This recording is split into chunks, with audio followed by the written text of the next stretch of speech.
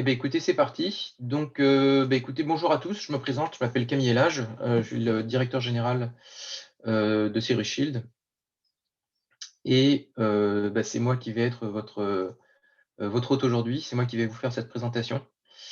Encore une fois, n'hésitez pas à poser des questions dans le petit panel de discussion là. Et moi, j'y répondrai, j'ouvrirai le panel régulièrement pour répondre aux questions.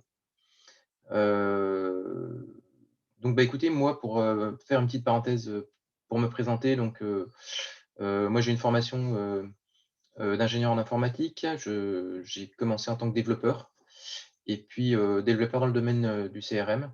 Et puis, j'ai évolué ensuite, je suis passé consultant, j'ai fait du consulting. euh, et toujours dans le domaine du CRM. Et ensuite, vers la fin des 2009, j'ai fondé la société Alliston, qui est la maison mère qui a créé l'outil Cyrus Shield. Voilà. Et c'est une société que je développe depuis cette année. Donc ça fait 13 ans, 12 ans. Aujourd'hui, le sujet, c'est la digitalisation, une étape indispensable pour la survie et le développement de votre activité. On va voir qu'aujourd'hui, en fait, avec notamment le Covid, on va en parler, les différents challenges qui sont posés par l'environnement économique aussi. Les entreprises sont amenées à se poser la question de la digitalisation. C'est un sujet récurrent hein, qui est là depuis des années, mais on verra comment le contexte a mis un coup d'accélérateur sur la digitalisation et a obligé beaucoup d'entreprises, en fait, a pris à revers beaucoup d'entreprises qui ont été forcées d'accélérer tout leur programme de digitalisation.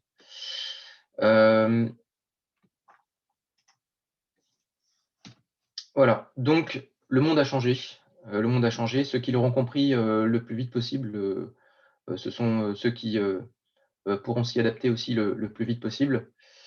Évidemment, la crise du Covid, hein, on ne va pas le répéter, mais c'est une crise qui est là pour rester. Hein, donc, ce n'est pas quelque chose qui va se terminer malgré la vaccination, on le sait. Les coutumes aujourd'hui ont changé. Il y a des usages qui étaient avant le Covid marginaux, hein, tout ce qui est travail à distance. C'était quelque chose de marginal. Ça se mettait en place doucement dans les entreprises. Et du jour au lendemain, en fait, c'est devenu une obligation. Et même une règle pour survivre.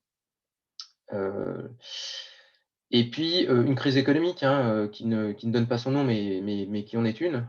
Malgré le soutien que l'État apporte aujourd'hui ou que les États apportent aux économies, il y a une crise, il y a une véritable crise de modèle hein, entre les entreprises qui ont pu s'adapter au contexte et au travail à distance, et puis d'autres entreprises qui ont été complètement ravagées par la crise du Covid, hein, comme tout ce qui est les entreprises de restauration, l'hôtellerie, le tourisme, les compagnies d'aviation. Donc, il y a beaucoup d'entreprises qui ont été très touchées par la crise et qui sont obligées aujourd'hui de se renouveler, de repenser leur modèle économique.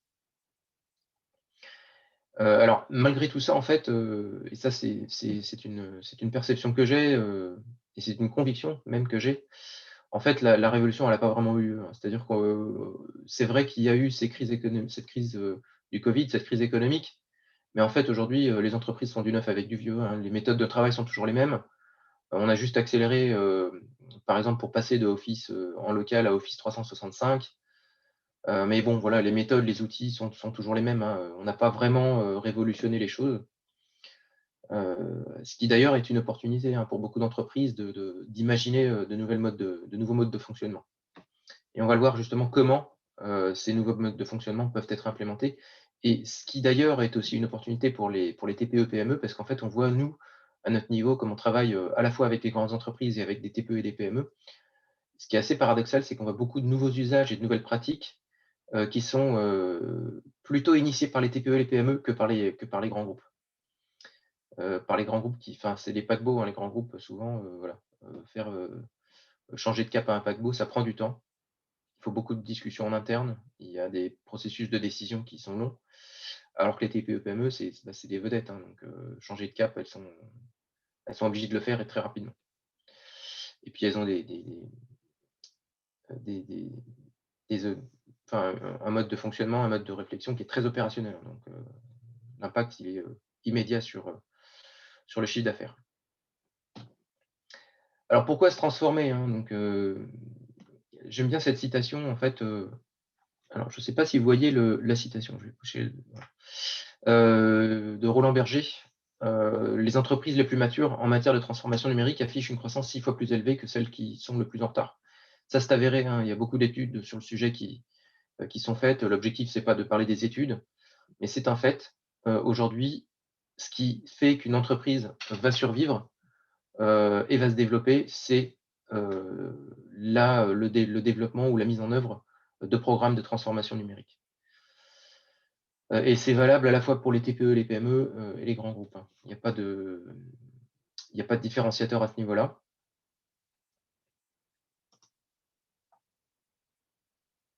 Alors une question, pour le télétravail, pour les chantiers, rien n'a beaucoup changé à part d'utiliser Teams et WhatsApp. C'est vrai, ouais, c'est vrai. Donc pourquoi se transformer? Ben, tout simplement pour survivre, hein. Si vous, en tant qu'entreprise, vous n'êtes pas capable de vous reposer les questions, de vos modes opératoires, de vos processus, internes et de l'injection du digital et du numérique, dans ces processus, heu, voilà, il y a fort à parier que, vos concurrents, qui le feront eux, survivront et se développeront, beaucoup plus que vous. Alors, ce qu'il faut savoir aussi, c'est que je vous donne la synthèse, hein, vraiment, de toutes les réflexions, que l'on se fait et je vous donne les conclusions, hein, et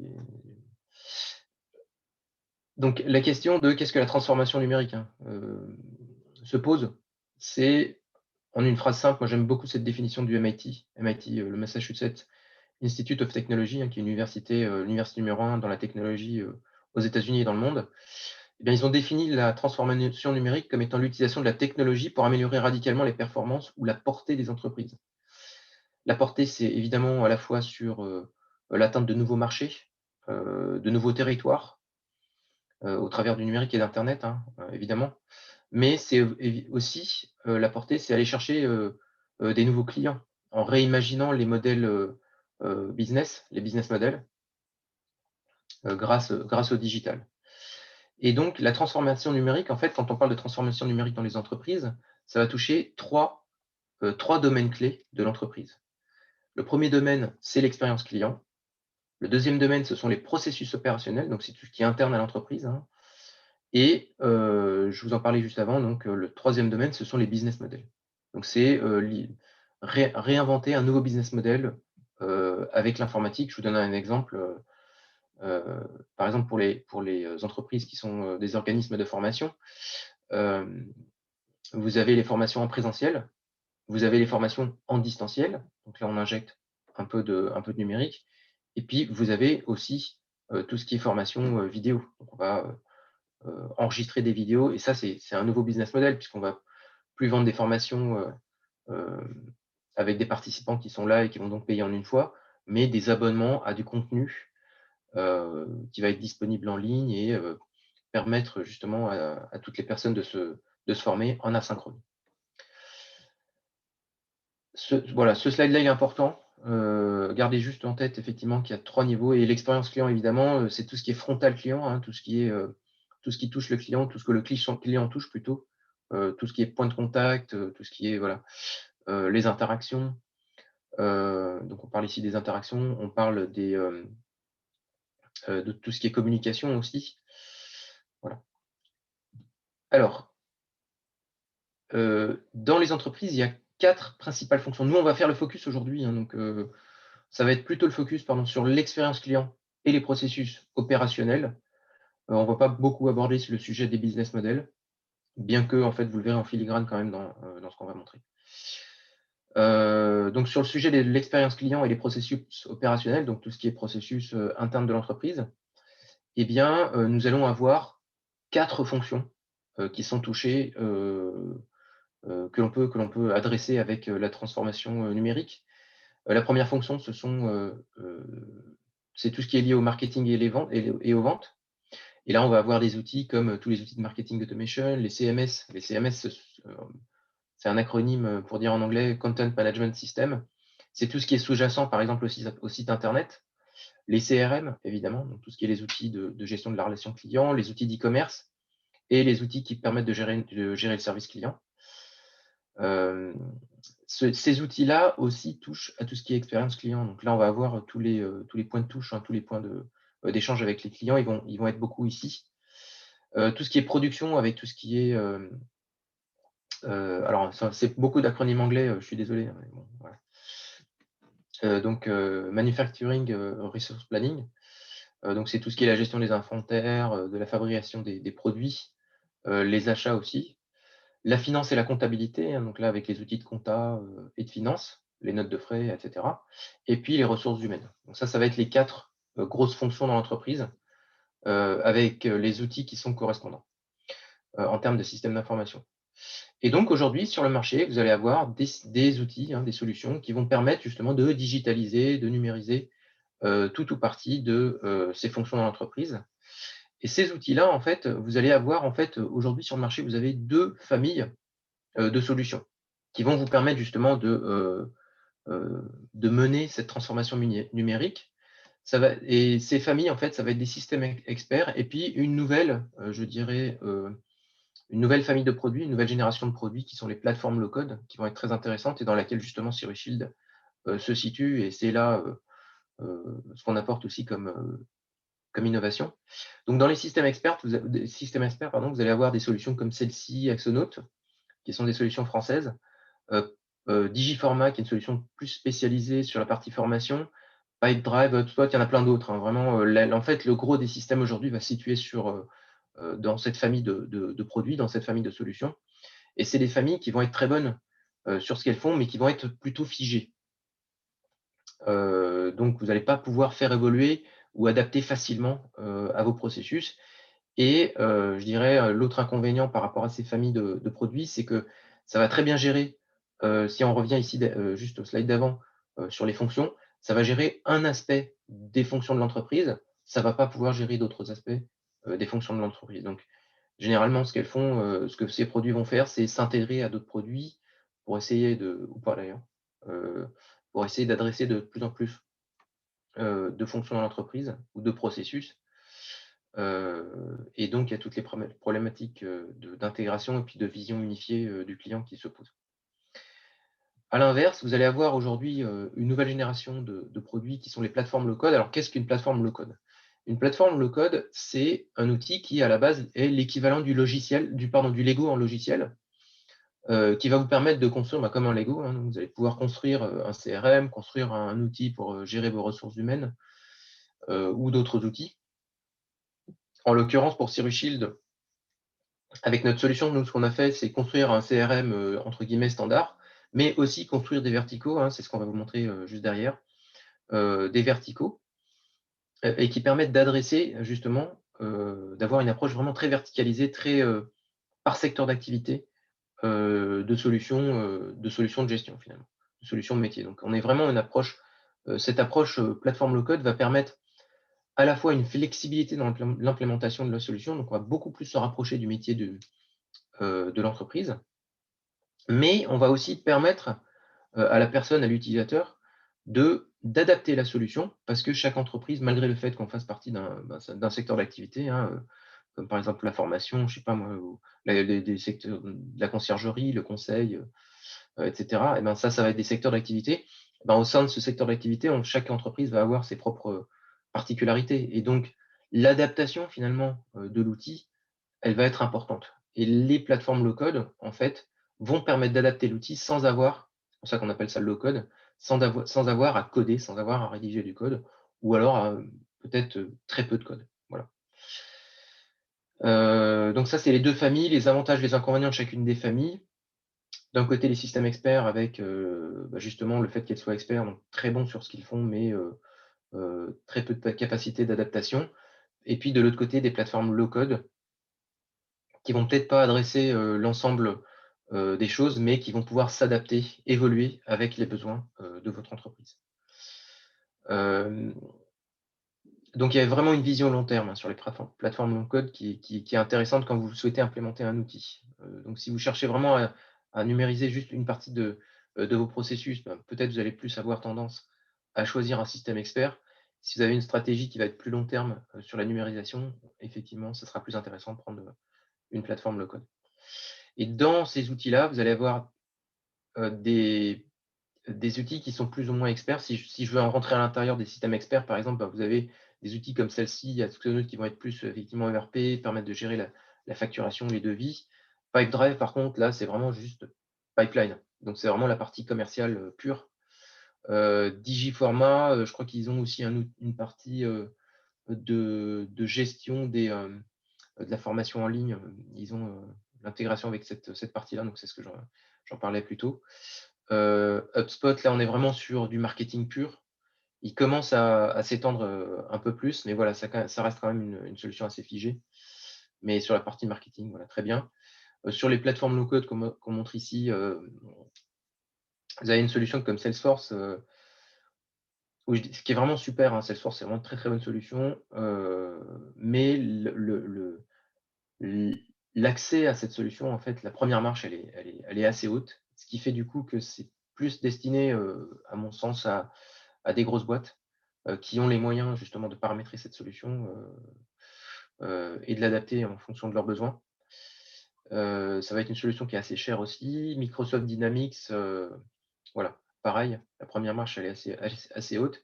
Et puis vous avez une solution comme CirrusShield qui a vocation à, plus, cibler les TPE, les PME, avec justement cette approche verticalisée, de solutions qui sont déjà préconfigurées, préparamétrées et où en fait la marche du coup va être réduite puisque vous allez partir d'un modèle qui existe déjà et puis, adapter ce modèle plutôt que de partir, avec quelque chose qui est complètement à reparamétrer. Voilà pour, le panorama, des solutions, de quelques solutions du marché, hein, il y en a plein d'autres comme je vous le disais. Alors, ce que je veux vous montrer aujourd'hui, c'est comment nous on utilise notre propre solution, hein, donc, comment CirrusShield utilise CirrusShield et comment finalement nous on s'est appuyé sur, CirrusShield pour vraiment gérer l'ensemble des processus de l'entreprise, hein. Ça va être à la fois sur, le sujet du marketing, de la vente, donc toute la partie commerciale, la gestion, des clients. On a une partie aussi, de projet, donc toute la gestion de projet qu'on implémente, la gestion de notre produit, les ressources humaines et ainsi de suite. Donc je ne vais pas pouvoir tout vous montrer aujourd'hui parce qu'on est limité en temps, mais voilà, l'idée c'est de vous montrer un panorama avec peut-être un petit focus sur la partie commerciale, heu, parce que moi j'aime bien la partie commerciale. Il n'y a pas de raison spécifique, c'est parce que c'est ma partie préférée. Voilà, mais je vous parlerai aussi du reste. Donc passons directement dans, la solution CirrusShield. Alors pour commencer, ce qu'il faut savoir, c'est que dans un premier temps, nous on a en fait heu, une activité de marketing et notre activité de marketing, on fait que de l'inbound marketing, hein. On fait pas aujourd'hui d'outbound ou très peu d'outbound. Juste pour expliquer la différence entre l'inbound et l'outbound. L'inbound, ça va être, l'objectif, ça va être plutôt, ben, de travailler sur, l'optimisation, sur les résultats de recherche, par exemple, pour essayer d'être le plus haut possible dans les résultats de recherche sur certains mots-clés, de telle sorte à ce que les gens qui font des recherches, par exemple, sur des CRM ou des plateformes low-code ou des solutions de gestion d'entreprise, puissent nous retrouver, dans les résultats de recherche, cliquer sur le résultat de recherche et arriver sur notre site web. Donc on se fait accompagner par une agence, qui s'appelle Mum, hein, et que j'ai, aucun problème à citer nous on les recommande sans problème, et qui nous accompagne donc sur toute cette partie justement d'inbound marketing. Donc nous, sur la partie inbound marketing, on a à la fois donc, l'optimisation sur les résultats de recherche, Google. On fait du Google AdWords, donc ça c'est de la publicité sur Google. On utilise aussi de la pub sur LinkedIn, donc tout ce qui est résultats dans LinkedIn. Voilà, je ne sais pas si on fait d'autres choses au niveau de Twitter, Facebook, mais voilà, les principaux, ça va être ça. Et l'objectif justement de l'inbound marketing, ben, c'est essayer de ramener du trafic vers le site web. Ça, c'est vraiment l'objectif, c'est de ramener du trafic le plus possible vers le site web. À l'inverse, l'outbound, en fait, marketing, c'est quoi? Ben, en fait, c'est plutôt quelqu'un de nous, chez nous, en interne, qui va faire du téléphone pour aller essayer de contacter les gens et leur proposer nos produits ou nos solutions. Donc ça, c'est quelque chose qu'on ne fait pas ou alors vraiment très peu aujourd'hui. Et une fois que les prospects arrivent sur notre site web, l'objectif, c'est qu'ils nous contactent, soit pour demander une version d'essai, par exemple, soit une démo. Et quand ils vont nous contacter, en fait, ils vont venir remplir un formulaire. Et ces formulaires, chez nous, en fait, ce sont ce qu'on appelle des formulaires connectés. C'est-à-dire que ces formulaires, en fait, vont envoyer les données directement dans le CRM avec 2 emails qui vont partir d'une part, à la personne qui a rempli le formulaire et puis d'autre part, à nous pour nous prévenir qu'une personne a rempli un formulaire. Donc là, sur cet aspect-là, en fait, vous pouvez voir qu'il y a une grosse partie du travail qui a été automatisé, hein. Donc, il y a pas de que nous, on reçoit tout en automatique, la personne reçoit un email et en fait, on va venir interagir avec le client uniquement, quand il y a besoin d'une interaction, c'est là qu'on va venir, travailler. Sinon, tout le reste, en fait, la partie des données, des connexions entre le site web et le CRM, tout ça, ça va être complètement automatisé et transparent pour nous. Donc ça réduit beaucoup notre travail, en fait. Donc voilà, disons qu'une personne ici va remplir, un formulaire. Eh bien,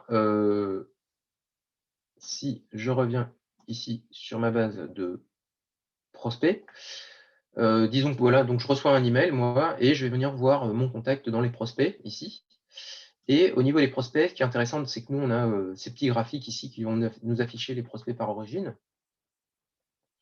Disons que voilà, on a préparé un cas qui s'appelle Sophie Jandillou. Non, Nicolas Jandillou, pardon. Nicolas. Donc disons que cette personne, Nicolas Jandillou, nous a contacté sur le site web.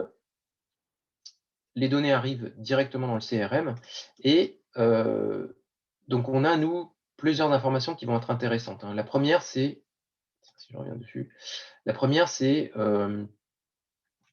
l'origine du prospect. Donc comme je vous le disais, on travaille avec différentes, origines, comme, LinkedIn, le site web et cetera. Donc on peut voir en fait, finalement, sur la volumétrie de prospects, d'où viennent nos prospects. Donc ça nous permet de voir aussi l'efficacité du travail du marketing. Et nous, en fait, on a, 2 autres choses qui sont intéressantes. La première chose, c'est on va classer les prospects avec un lead score. Pour nous, un prospect qui achète, en dessous des 30 jours, c'est un lead qui est chaud. Entre 30 et 60 jours, il est tiède et puis au-dessus de 60 jours, c'est froid. Et donc on va évidemment pas suivre les prospects chauds, tièdes ou froids, de la même manière. Et puis, un lead ou un prospect, ça va passer par différentes étapes. Je vais vous montrer ça juste après. Donc si on ouvre ici, la fiche, de Nicolas Jandillou, on va voir déjà, au niveau du processus ici, où il se trouve à quelle étape du process. Donc on a, nurturing, c'est quand on fait des campagnes marketing, en général, c'est sur les prospects qui sont froids. Le premier contact, on fait des démos aussi pour notre solution, l'essai gratuit parfois, pas toujours, le devis, la négo et puis ensuite, soit on gagne, soit on perd. Et là, on voit que ce prospect-là, il est à l'étape du devis. Ce qui est intéressant aussi, c'est, cette, vision, du parcours client finalement, qui est généré automatiquement par le système. Encore une fois, hein, il y a beaucoup de choses qui sont faites automatiquement par le système, où on voit en fait, tout l'historique. Voilà, le devis, la démo, l'appel, la décision, la réunion et cetera. On prend pas mal de notes aussi, au niveau ici, on a toutes les notes, toutes les activités, tous les échanges qui sont faits avec, ce prospect. Donc ça, c'est des infos qui sont partagées en interne dans l'entreprise. Donc toute personne qui a accès à ce prospect peut voir, les échanges qu'ils ont eus, avec ce prospect. Et puis ensuite on a tous les détails, du contact. Et sur ce contact, on va pouvoir faire un devis. Et là aussi, sur la partie, sur l'aspect de devis, c'est ce qui va être intéressant, c'est qu'en fait, cette partie-là aussi, elle est automatisée, dans le sens où, une fois qu'on a eu un échange avec le contact et qu'il veut un devis, et bien, en fait, la génération du devis, elle va être, aussi automatisée. On va choisir ici le produit qu'il souhaite avoir et on va venir cliquer ici sur un bouton pour générer le devis. Donc il y a vraiment, un seul clic. Et ce qui est assez sympa, je dirais dans la solution Sirushield, c'est que sur, l'aspect, modèle de document, heu, ça va être assez flexible et on va pouvoir générer des documents qui sont, plutôt sexy, voilà, avec, des choses assez graphiques. Et ça, c'est complètement, en fait, complètement flexible, c'est à la main de l'utilisateur, puisque c'est un modèle de document Word. En fait, vous allez pouvoir faire votre modèle de document Word avec des champs de fusion et vous allez pouvoir générer ce type de document. Ce qui fait d'ailleurs que notre solution est assez pratique, pour des entreprises qui ont besoin de générer de la doc, comme par exemple tous les organismes de formation, mais ça peut aussi être des sociétés de conseil ou de services, par exemple, qui génèrent leurs contrats avec, avec notre solution ou finalement toute personne qui a besoin de générer un devis. Assez sympa comme ça. Voilà, donc sur la partie vente, euh, on gère tout ça de manière, voilà, avec pas mal d'automatisme dans la solution. On a ensuite, une fois qu'on convertit le client, hein, je vais vous montrer, en fait, on a ici la fiche client.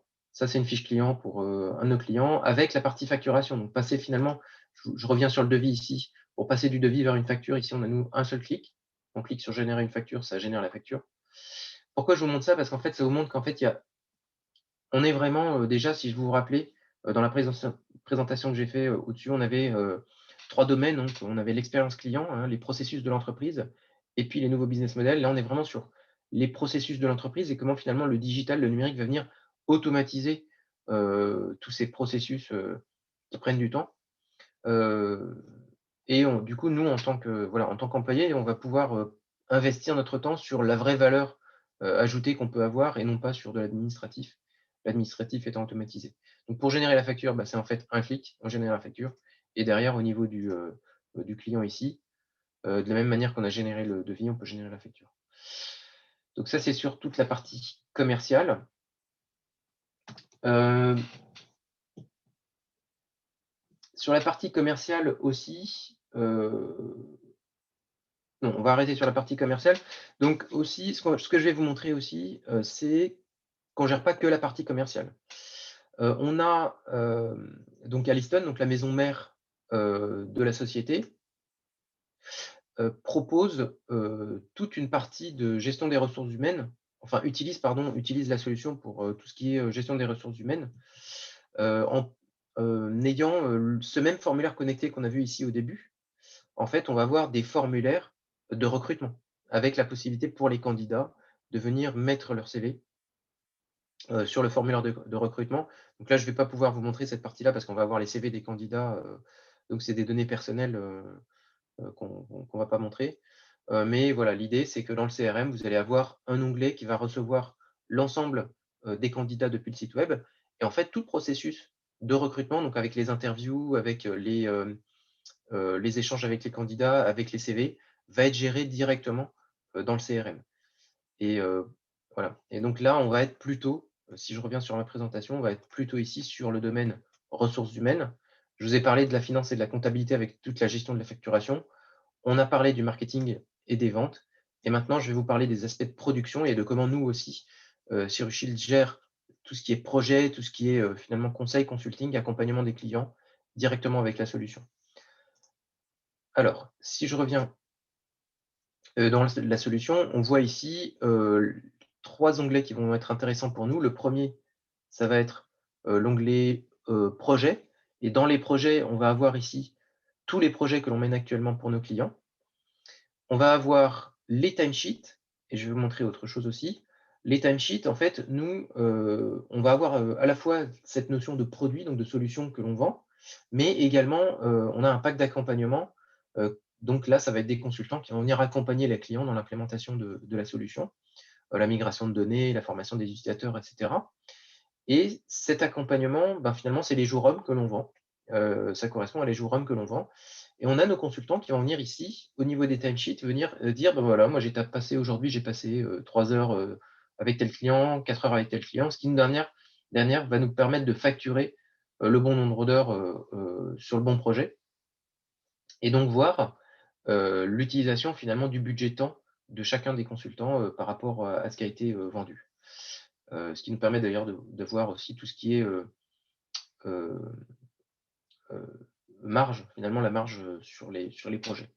On gère aussi dans les change requests l'ensemble des demandes d'évolution, donc du produit. Donc ça, c'est vraiment là, on est vraiment sur la production, sur, tout ce qui est recherche et développement, sur la solution.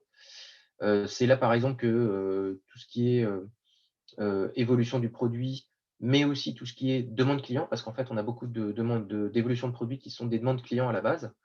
Ça va être tracé ici, suivi avec, regroupé dans des releases et puis au fur et à mesure être lancé, heu voilà, en ligne directement, hein. Donc, ce qu'il faut savoir, c'est que nous, on a, des mises à jour de produits à la semaine, mais c'est complètement transparent pour les utilisateurs. Hem, on a tout ce qui est campagne marketing, hein, donc avec, le connecteur, on a un connecteur vers Sendinblue, hein, qui est une solution de marketing automation sur laquelle on s'appuie, qui est une autre solution française, hein, comme nous, et qui permet de voir en fait toutes les envois de marketing. Et je vais montrer après, tout ça dans la partie rapport, reporting. C'est là où ça va être intéressant. Voilà, donc sur les produits, sur la production pardon, vous voyez qu'à la fois sur la production au niveau des consultants qui accompagnent les projets, qui accompagnent, d'accompagnement de nos clients et sur la partie production, du logiciel, on gère tout ça directement dans la solution. Et puis il y a, je voulais vous montrer ça aussi, un petit outil alors tout ce que vous avez vu jusqu'ici, tout ce que je vous ai montré, c'est du paramétrage dans la solution. Et donc ça, c'est vraiment l'approche low code. C'est du clic, hein, tout ça, ça se fait à la souris. Rajouter un champ, c'est à la souris, ça prend 2 minutes. Donc il y a pas besoin d'être un expert en développement pour le faire. Même rajouter ici, vous pouvez rajouter des onglets, hein, s'il y a des choses, vous voyez ici, on a des questionnaires de satisfaction, par exemple, qui sont connectés pareil au site web et qui nous permettent de mesurer la satisfaction client sur les projets. C'est les choses qui se font avec du paramétrage, hein. Il n'y a pas besoin d'être un expert, ou un développeur. Mais c'est aussi possible, si vous le souhaitez, d'étendre la solution par des développements. Et en fait, ce qu'on a fait le confinement, en fait, quand il y a eu un confinement, on avait besoin de savoir, en fait, où se trouvait, chacun des employés de l'entreprise, notamment aussi pour, des raisons, de gestion des ressources humaines, donc, d'un point de vue légal. On avait besoin de savoir si les employés d'entreprise étaient soit sur site, soit à la maison, soit, en mission chez les clients. Et en fait, on demande aujourd'hui à chacun, des employés de l'entreprise de faire un check-in, le matin et puis un check-out le soir. Donc là, je vais pas faire check-out, mais bon, parce qu'on n'est pas encore le soir. Et en fait, l'idée, c'est que, lorsqu'on fait le check-out, on est capable de dire, pardon, lorsqu'on fait un check-in le matin, on est capable de dire si on travaille de la maison chez le client ou, sur site, au travail. Et puis le soir, du coup, en fait, ça a été amélioré. On peut même dire: «Ben, j'ai passé tant de temps, sur tel client» pour les consultants, toute la partie de gestion des timesheets dont je vous parlais tout à l'heure, va être gérée, automatisée ici avec ça. Et ça, c'est un développement. Du coup, mais enfin, comme vous pouvez le voir, on a l'impression que ça fait partie du produit. Donc c'est complètement intégré. Et c'est cette partie justement plateforme low code qui permet d'avoir, ce visuel qui est complètement intégré finalement, dans l'interface utilisateur. Voilà, donc j'ai fait le tour sur les domaines d'activité qui sont gérés par l'entreprise. On a, une notion ici d'application, hein, CRM, ce que vous avez vu, la partie, ressources humaines, la gestion de projet, qui sont disponibles, dans l'outil. Et on a une dernière partie qui est aussi intéressante, c'est toute la partie reporting, notamment le suivi, des tableaux de bord. Donc pour ça, je vais vous montrer, par exemple ici, on a, tous les prospects générés par mois. On a aussi, le chiffre, le CLV, ce qu'on appelle nous le CLV, ça c'est un truc intéressant que je n'ai pas montré. Le CLV, c'est la Customer Lifetime Value. C'est finalement tout le chiffre d'affaires qui a été généré par le client, sur, toute sa durée, enfin sa durée de vie chez nous. Et ça, c'est calculé automatiquement sur la base de la facturation. À partir du moment où vous faites votre facturation dans la solution, on va pouvoir remonter, agréger les données de facturation au niveau de la fiche client. Et donc, si je ne me trompe, c'est un champ qui va être, voilà, c'est là. Par exemple, sur ce client, on voit bien que sur toute la durée de vie, il nous a généré 200 euros de revenus. Ça va être des licences, ici, typiquement. Voilà, donc ça, c'est sur la partie CLV, Customer Lifetime Value. Ça, c'est les choses aussi, hein, que vous allez pouvoir que vous pouvez utiliser, dans ce type de solution. Et pour faire ce type de champ, en fait, c'est ce qu'on appelle un champ cumulatif et qui va aller faire des calculs sur d'autres, modules et les remonter sur la fiche client. Et enfin, on a une notion de tableau de bord ici avec, notamment un tableau de bord ici sur les prospects, qui va être plus visuel. Ici, on va afficher, par exemple, les prospects par étape, les prospects par origine, ainsi de suite. Voilà, donc j'ai fait le tour sur le produit. Petite, parenthèse, on va lancer un petit questionnaire maintenant, pour, alors Serait-il possible de recevoir votre presse démo par email? Oui, oui, oui, oui. Je vous enverrai en fait à la fin. Je suis en train d'enregistrer la démo là et le webinaire. Et donc ça, c'est quelque chose que vous aurez un lien après pour pouvoir le visualiser en ligne. Pas de problème.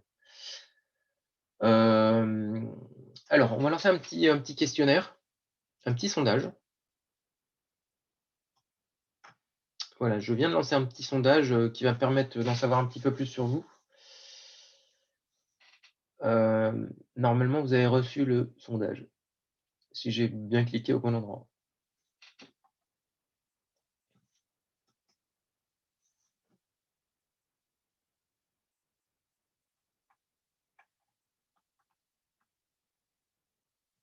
Est-ce que vous avez reçu les sondages? Je ne sais pas. Est-ce que quelqu'un peut me dire s'il a reçu le sondage? Ça a marché ou pas? Ah non, ça a peut-être pas marché. Ah si, ça y est. Je vois que ça. Oui, c'est bon. Ok. Bon, je vous laisse 2 petites minutes pour répondre au sondage.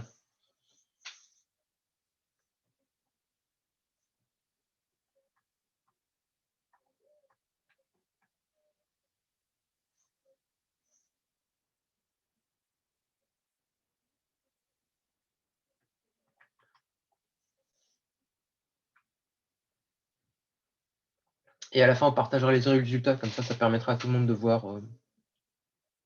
Ça peut être intéressant, je pense, pour tout le monde.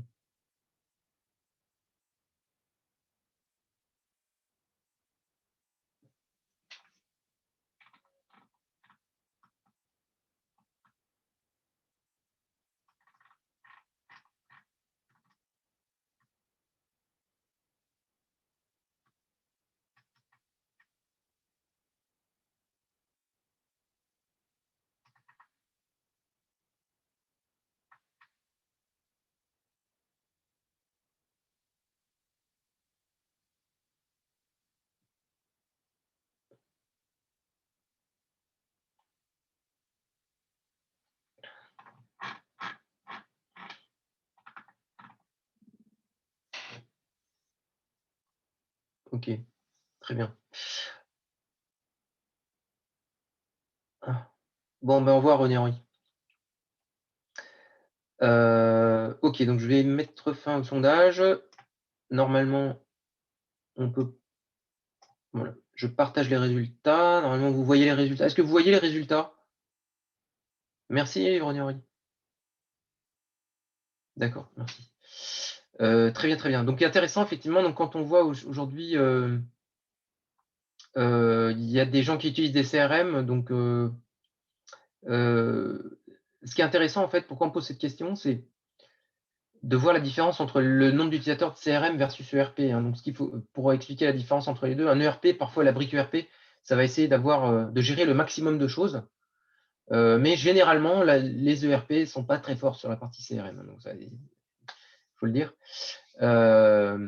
Et quand on est sur les petites entreprises et les moyennes entreprises, c'est vrai qu'on va plutôt être sur de la gestion de CRM, voire des CRM qui ont une brique facturation, versus des ERP qui sont en général des choses assez lourdes et assez contraignantes et assez enfin, pour le coup, c'est très processé. Voilà.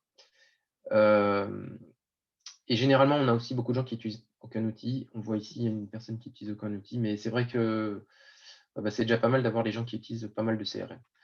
Ensuite, sur la partie acquisition, Google, évidemment, grand favori, hein. Il y a aussi quelque chose qui monte de plus en plus, c'est les comparateurs de logiciels. Il y a des comparateurs français type Advisor, puis il y en a d'autres, je ne sais plus comment ça s'appelle, GetApp ou des choses comme ça qui existent. Avec quand même, attention, comparateur, quand on dit comparateur, souvent il y a des systèmes publicitaires qui font que certains résultats vont remonter au-dessus des autres, mais bon, ça fait partie du jeu, hein. Quels critères utilisez-vous pour choisir la facilité d'utilisation? Ça c'est intéressant ça. Ça c'est très intéressant que la facilité d'utilisation, c'est quand même voilà, 75% des gens citent ça comme critère de choix. Donc finalement, c'est pas tant la richesse, parce qu'on peut avoir une solution qui est très très riche, mais très très compliquée. Et donc en fait, on voit bien que la facilité d'utilisation, c'est un des critères importants. Et puis la correspondance aux besoins, effectivement. Très Très bien. Écoutez, ce que je vous propose maintenant, c'est de faire une session de questions-réponses. Donc, n'hésitez pas à nous faire part de toutes questions dans la discussion. Et puis, j'y répondrai volontiers. Normalement,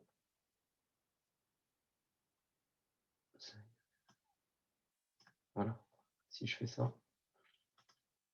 Est-ce que vous avez des questions déjà? Si vous n'avez pas de questions, c'est j'ai très bien présenté. C'est très bien aussi.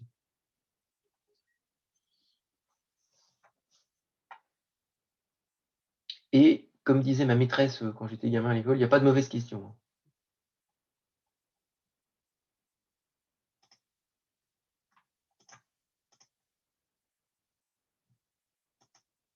Ok, donc je vois pas de questions. Bah écoutez, je vais vous dire merci pour votre présence aujourd'hui. C'était une question un peu générale sur la digitalisation. Pour vous, comment la digitalisation est-elle la stratégie de communication des entreprises? Et ça, c'est très intéressant, oui.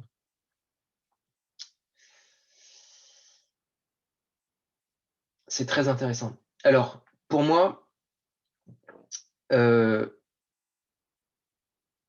déjà, il faut voir aujourd'hui les entreprises. Je pense qu'il faut qu'on différencie entre les grandes en tout cas, c'est ce que je vois, hein. Moi, je vois une différence aujourd'hui dans les stratégies de communication des grandes entreprises où là, on va être plus sur de la responsabilité sociale et environnementale, ce genre de choses. Heu, la digitalisation et comment ils vont réfléchir dans les grosses boîtes, hein. Ils vont plus voir, la digitalisation comme axe, je dirais présenter l'entreprise comme une entreprise innovante pour attirer notamment sur les talents. Aujourd'hui, on a une génération, X ou Y ou Z, enfin, je sais pas, qui est très friande, hein, qui est ce qu'on appelle les digital natives, hein, donc des gens qui sont nés avec, des outils digitaux et qui peuvent pas concevoir, de vivre sans. Et donc les entreprises attirent ces talents. Donc on va être plus sur une stratégie pour moi, hein, de ce que je vois, aujourd'hui, hem, quand on est sur de la communication de masse, on va plus être sur du RSE. Par contre, heu, ass de manière assez intéressante, ce que je vois, c'est sur la partie ressources humaines, on va plus vouloir attirer les talents justement en se présentant comme une, entreprise innovante, heu avec, alors et puis il y a la communication et puis il y a la réalité, hein. Il y a beaucoup d'entreprises qui se disent, hyper innovantes et cetera. Puis en fait, quand vous voyez en interne, dans l'entreprise, ils utilisent toujours Excel, c'est ce que, disait une personne, ils utilisent toujours Excel et du papier. C'est vrai, hein, ça c'est véridique. Heu, mais oui, donc c'est vraiment, la digitalisation va se présenter plus sur, l'innovation, sur l'expérience client. Comment on va offrir une expérience client, nouvelle, simplifiée, avec la digitalisation, avec la numérisation des processus. Sur les petites entreprises, enfin, je pense que sur les petites entreprises, c'est plus une question vitale, en fait. C'est juste ça, c'est vraiment vital de se numériser. Pourquoi? Parce qu'on va avoir des ressources qui sont hyper limitées, donc il y a une question d'efficacité. On va avoir, heu, un impact direct sur le chiffre d'affaires. Et il y a beaucoup d'entreprises, de TPE, PME qui aujourd'hui se mettent à vendre sur internet, hein, donc tout le processus c'est pour ça que pourquoi je vous ai parlé du processus commercial. Parce qu'on est là-dessus, hein, on a toutes les TPE, PME que l'on voit aujourd'hui, elles pensent d'abord à ça, c'est ce qu'on appelle la top line, c'est-à-dire les revenus, avant de penser à tout ce qui est efficience, efficacité dans les process, où là on va plus être sur la bottom line, donc la réduction des coûts. Hem et là, effectivement, bon, elles sont moins dans la com, les TPE et les PME, mais ça va effectivement plus être sur l'efficacité. Moi, c'est comme ça que je le vois.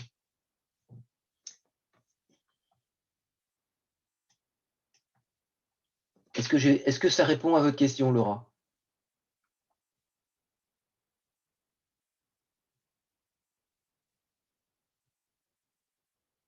De rien. Est-ce que non, alors si on n'a pas d'autres questions, je vous propose, de clôturer. Je vais juste partager mes informations de contact, à l'écran. Comme ça, si jamais vous voulez me contacter, vous avez mon numéro de téléphone et mon email. Voilà, donc je m'appelle Camille Elage. Mon email, c'est camille.elage@cyrushield.com et mon numéro de téléphone qui est ici le 06 63 63 22 33. Donc n'hésitez pas s'il y a des questions, même enfin une question qui vous est venue après le webinaire, moi je serais ravi d'échanger avec vous. C'est des sujets moi qui me passionnent, hein, donc on est tous passionnés de ça, chez Cyrus Shield. Donc voilà. Eh ben, merci à tous, un grand merci et puis, écoutez, on va mettre à disposition le webinaire, vous recevrez le lien, tous les participants recevront le lien, sous peu. Eh bien, de rien Sylvie, de rien à tous et à très bientôt. Au revoir. De rien Nariman.